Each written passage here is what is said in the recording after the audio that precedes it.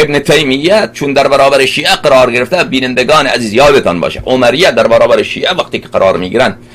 در مناظره، در استدلال، امکان ندارد که راست بگوین، مجبور هستن که دروغ بگوین، چون اگر راست گفتن اون وقت دلیل و حجج شیعه یکی دوتا که نیست، دلیل و حجج شیعه خیلی زیاده و هر دلیل مانند آفتاب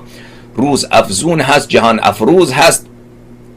و روشن و واضح هست، لذا مجبورن که دروغ بگوین.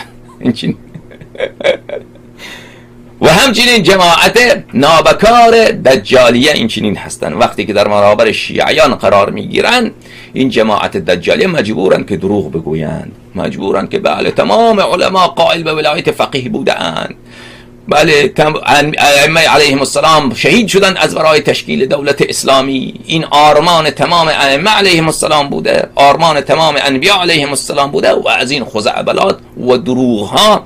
که آقای خمینی اینها را از اخوان المسلمین یک مقدارش را یاد گرفته، یک مقدار دیگه هم خود این جماعت از پیش خودشان دروغ بافتند و ساختند و به اهل بیت علیهم السلام نسبت میدهند. لعنت خداوند متعال بر علمای دجالیه و خداوند متعال شیعیان را، مؤمنین را از شر دجالیه حفظ بکند، چون این جماعت خطرش خیلی بیشتر از وهابیت، خطرش خیلی بیشتر از داعش. چرا؟ چون کفر داعش برای شیعیان واضح و روشنه، خب برای خود عمریه واضح و روشنه. این که جماعت وهابیت،